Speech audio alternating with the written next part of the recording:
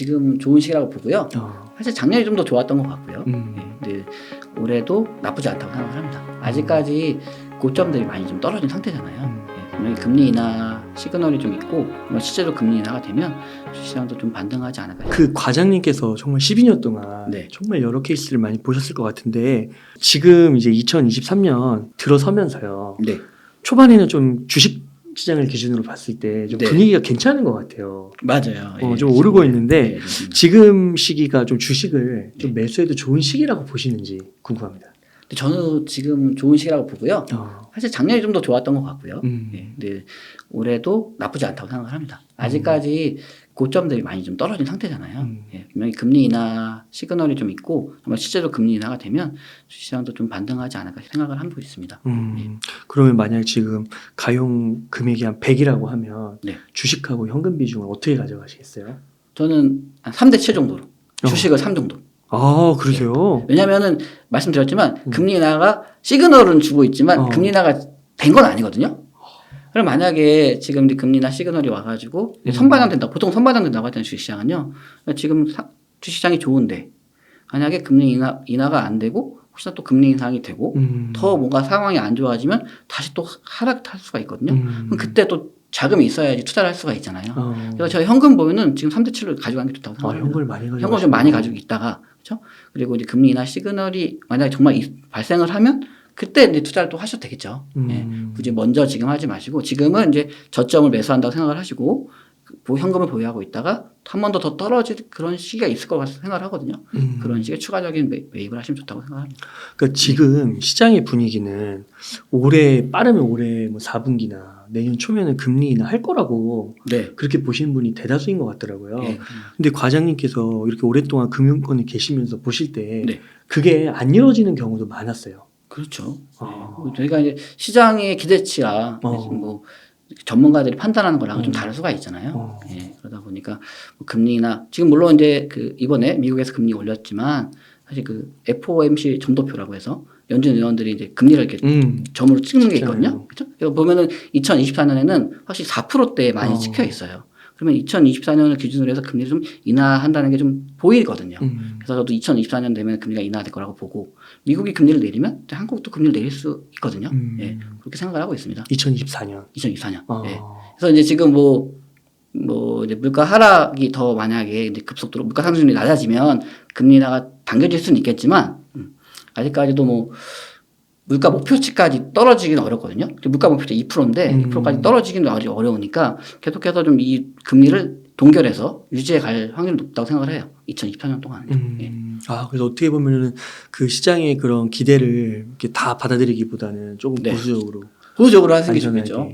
예. 항상 수익이 많이 나면 좋겠지만 손실을 줄여야 된다는 생각을 맞아요. 예. 손실 많이 나면 또 마음 아프잖아요. 그러니까 수익보다도 일단 손실을 줄여 나가면서 기다리시면 자금을 많이 보유하고 있어야 계속해서 투자를 할 수가 있으니까요. 주식 투자하신다고 하셔도 일단은 현금 보유를 많이 가져가시면서 일부씩 조금씩 투자하시는 게 좋다고 생각합니다. 그러면은 이 현금 7은 예금, 적금 뭐 그런 식으로 네. 불리시는 건가요? 예, 예금 적금으로 하시는 게 제일 좋겠고요. 아니면 MMF나 CMA 통장도 괜찮다고 생각을 합니다. 파킹 통장 파킹 통장 맞아요. 예, 좋습니다. 근데 하실 때 또 다 파킹 통장에 넣지 마시고 지금 정기예금도요. 꼭 1년으로 만기 안 하셔도 되거든요. 3개월, 6개월 상품도 있으니까 그렇게 해서 정기예금 이자 받으시고 또 일부 금액은 또 파킹 통장이나 CMA 통장에 넣어 놓으셔서 또 급할 때 또 이제 주식 만약에 큰 폭 하락이 있으면 또 이제 매입하시면 좋을 것 같습니다. 그러니까 이게 과장님은 어떻게 하시는지 이게 보통 이제 그 파킹 통장 이렇게 막 3개월, 6개월 하면 약간 이거 귀찮기도 하잖아요. 그렇죠. 그러니까 막 이게 예금하려고 하고 그 적금하려고 하면 또 매달 넣어야 되니까. 그러면은 이런 거 그냥 어떻게 다 챙기시는 스타일이세요? 아니면 좀 안 챙기시고 그냥 이렇게 그냥 가져가기도 하고 그러세요? 저도 이제 금액을 좀 보는데요. 100만 원 단위로 이렇게 해가지고요. 500만 원 이상 이렇게 있다고 하면 그냥 정기예금 가입하시면 됩니다. 근데 이거를 은행 가지 마시고요. 힘들잖아요. 왔다 갔다 방문하시기. 요즘에 앱, 인터넷 뱅킹이나 스마트 뱅킹으로 너무나 쉽게 할 수가 있거든요. 굳이 안 가셔도 돼요. 그리고 비대면으로 했을 때 이자를 더 주는 경우도 많아요. 그러니까 굳이 가지 마시고 비대면을 가입하면은 알아서 만기되면 다시 이자랑 원금 받으실 수가 있거든요. 그래서 그렇게 금액을 정해서 일정 금액 이상은 정기예금 하시고 나머지는 그냥 파킹 통장에도 넣어놓으시면 되겠죠. 그러면 이자 받으실 수 있으니까 그렇게 하면 좋을 것 같습니다. 또 그런 것도 있을 수 있을 것 같은데 이게 현금을 이렇게 칠로 가져가시는 게 예. 약간 경매나 부동산 목돈이 들어가잖아요. 그렇죠. 그때는 진짜 물건이 싸게 나왔을 때 네. 내가 현금이 없으면은 할 수가 없죠. 목돈 들어가는 거니까. 네. 근데 이렇게 현금이 있으면 한 방에 딱 또 넣을 수도 있잖아요. 있죠. 그래서 현금을 좀 보유하는 게 중요하다고 생각합니다. 물론 주식 투자하시는 분들은 또 주식만 주로 하시잖아요. 부동산 투자하시는 또 부동산 투자 많이 네. 하시고. 그래서 저는 이제 아까 말씀드린 것처럼 약간 부동산에 더 지금 관심이 많다 보니까 부동산. 예, 그러다 보니까 주식보다는 그냥 부동산 자금으로 해서 좀 운영을 하려고 하는 게 그러니까 일단 자금이 있어야지 뭘 할 수가 있으니까요. 예, 그렇게 하는 게 좋다고 생각합니다. 부동산 쪽에서 더 기회를 보고 계시군요. 예, 네, 사실 저도 그렇습니다. 요즘에 부동산이 관심이 더 많이 가는 것 같아요. 네, 부동산이 이제 관심이 많이 가. 부동산. 왜냐면 부동산은 사이클이 너무 길어가지고 이번에 또 못 놓치면 또 한 10년 기다려야 되는 거 아닌가 싶어가지고. 그래서 저도 그런 생각을 처음에 많이 했어요. 저도 많이 했고 제가 지금 경기도에 살고 있는데 서울 쪽으로 좀 들어오고 싶은 마음이 있는 거예요. 많이 떨어졌다고 하니까. 또 자녀가 아직 어리긴 하지만 자녀 나중에 이제 그래도 조금 더 좋은 환경에서 컸으면 하는 마음이 있으니까 서울로 하고 싶긴 한데 자금이 좀 부족하더라고요. 그죠? 그래서 어쨌든 지금 그래서 뭐 서울 경기도 서울이랑 가까운 경기도 지역 같은 경우에도 지금 많이 하락한 지역이 있거든요. 그런 쪽을 계속 지금 지켜보고 있습니다. 금리 인하되면 확실히 이제 주식시장을 다시 또 자금이 옮겨갈 수가 있거든요. 분명히 올라갈 수밖에 없잖아요. 지금 이제 저평가된 종목들을 매입하시면 좋겠다고 생각을 하는데요. 사실 또 이 종목을 또 찾기가 좀 어려운 부분이 많습니다. 그렇죠? 네, 그래서 저는 이제 ETF, 주가 종목을 정하지 못하면 주식시장 전체를 아우르는 ETF나 인덱스 펀드에 투자하면 좋다고 생각을 하거든요. 예, 그래서 금리가 분명히 인하 시그널이 있으면 이 주식시장에 자금이 많이 올라가고 반등할 거니까 그러면 ETF에 차라리 투자하신다고 하면 뭐 정말로 2, 3년 정도만 보신다고 하더라도 좋은 수익률을 가져가실 수 있을 거라고 생각을 합니다. 예. 어떤 ETF를 좀 좋게 보세요? 저는 그냥 S&P 500이나 코스피 200 지수 추종하는 게 가장 좋다고 생각을 해요. 특정 뭐 섹터를 추종하는 ETF 같은 경우에는 또 상황에 따라 달라지잖아요. 예. 그러니까 그거보다는 시장 전체에다가 투자하는 게 좋다고 생각을 합니다. 그러면은 우리나라의 많은 국민분들이 뭐 삼성전자, LG 에너지솔루션, 뭐 네이버 카카오 이런 걸 단일 종목으로 막 갖고 계신데 맞아요. 그렇게는 많이는 안 하세요? 저도 이제 막 종목 가지고 있어요. 저도 이제 근데 이제 저도 마음으로는 정말 많이 올랐으면 좋겠는데 저도 이제 많이 올랐을 때 또 이제 매입을 하다 보니까 지금 이제 좀 수익률이 마이너스이긴 하거든요. 근데 그런 국민주 같은 경우에는 앞으로도 분명히 좀 가치가 있다고 생각을 해요. 예. 그런 것들은 이제 우리나라 산업 발전에서도 되게 중요한 역할을 하고 있기 때문에요. 예. 계속해서 성장해 나갈 거라고 생각을 하고 있고요. 지금 물론 이제 마이너스 수익률이라서 좀 마음은 아프지만 앞으로 계속 가지고 계신다고 하면은 충분히 수익이 나지 않을까 생각을 합니다. 저도 계속 저도 매도하지 않고 보유하고 있습니다. 네. 그 반도체, 2차 전지, 플랫폼 이 세 섹터 중에서 뭐가 제일 좋아 보이세요?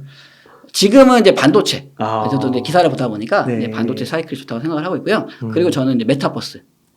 메타버스? 이쪽에 좀 관심이 많습니다. 많이 떨어졌는데요? 많이 떨어졌는데 최근에 메타. 주식이 많이 올랐거든요. 폭등했거든요. 그래서 앞으로 제가 이제 좋아하던 게 약간 이제 가상현실 관련해서 그 레디 포 플레이어 영화 있었잖아요. 레디 플레이어. 그리고 제가 이제 뭐 웹소설 좋아하는지 모르시겠지만 웹소설에 보면 뭐 달빛 조각사라든가 이런 소설이 있거든요. 게임 관련된 소설들. 그거 보면은 앞으로 이렇게 바뀌지 않을까라는 생각을 좀 해요. 그래요? 예. 지금도 뭐 작년 같은 경우에도 이제 저희 은행에서도 이프렌드라고 가상 메타버스 공간에서 농협 만들었잖아요. 네. 회사 거기서 독도. 회의도 하거든요. 예, 독도도 만들었고요. 맞아요. 예. 그래서 그런 것들 하는 걸 보면서 이게 세상이 좀 바뀌고 있구나. 활성화가 되나요, 좀? 예. 그 회의는 아직까지 뭐 되게 많이 활성화되는 것 같지는 않지만 앞으로는요. 제가 보기에는 메타버스 안에도 창고를 만들어서 상담도 해주고 이렇게 할 것 그런 생각을 하고 있습니다.